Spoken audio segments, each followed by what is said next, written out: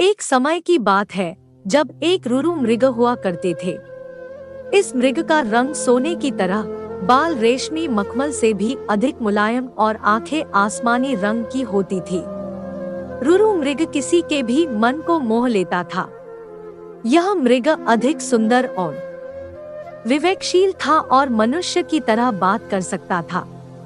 रुरु मृग अच्छी तरह जानता था कि मनुष्य एक लोभी प्राणी है, फिर भी वह मनुष्य के प्रति करुणा भाव रखता था।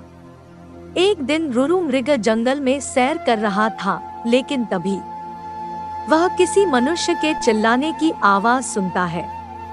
जब वह मौके पर पहुंचता है तो उसे नदी की धारा में एक आदमी बहता हुआ नजर आता है।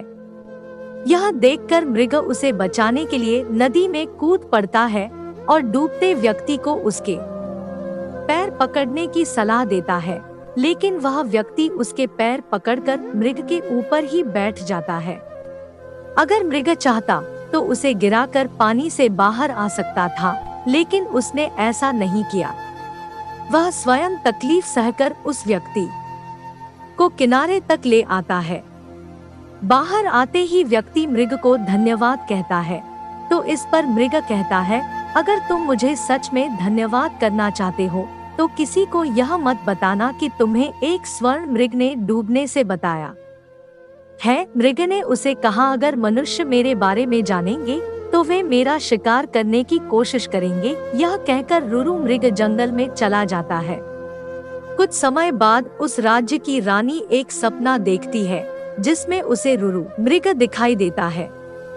रुरु मृग की सुंदरता को देखने के बाद रानी उसे अपने पास रखने की लालसा करने लगती है। इसके बाद रानी राजा को रुरु मृग को ढूंढकर लाने के लिए कहती है। राजा बिना देरी किए नगर में ढिंढोरा पिटवा देता है कि जो कोई भी रुरु मृग को ढूंढने में मदद करेगा उसे एक गांव और 10 सुंदर युवतियां इनाम में दी जाएंगी।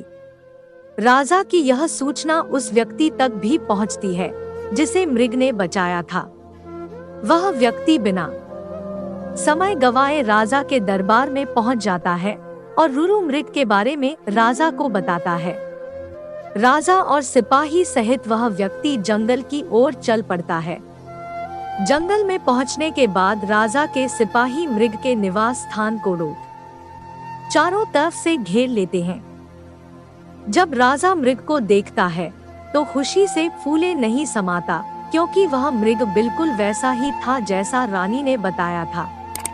मृग चारों ओर से सिपाही से घिरा हुआ था और राजा उस पर बाण साधे हुए था, लेकिन तभी मृग राजा से मनुष्य की भाषा में कहता है, हे राजन, तुम मुझे मार देना, लेकिन पहले मैं यह जानना चाहता हूँ कि तुम्हें मेरी जगह का रास्ता किसने बताया। इस पर राज ने उस व्यक्ति की ओर इशारा किया जिसकी जान मृग ने बचाई थी। उस व्यक्ति को देखकर मृग कहता है, निकाल लो लकड़ी के कुंदे को पानी से, न निकालना कभी एक अकृतज्ञ इंसान को। जब राजा ने मृग से इन शब्दों का मतलब पूछा तो मृग ने बताया कि उसने इस व्यक्ति को डूबने से बचाया था। मृग की बातें सुनकर राजा के अंदर की इंसानियत जाग गई। उसे खुद पर शर्म आने लगी और क्रोध में उस व्यक्ति की ओर तीर का निशान कर दिया। यह देखकर मृग ने राजा से उस व्यक्ति को न मारने की प्रार्थना की। मृग की दया भावना देखकर राजा ने उसे अपने राज्य में आने का निमंत्रण दिया। मृग राजा के निमंत्रण पर कुछ दिन राजमहल में रहा और फिर वापस जंगल लौट गया। कहानी से सीख। इस कहानी से हमें यह सीख मिलती है कि हमें किसी का एहसान कभी नहीं भूलना चाहिए, चाहे वह इंसान हो या जानवर।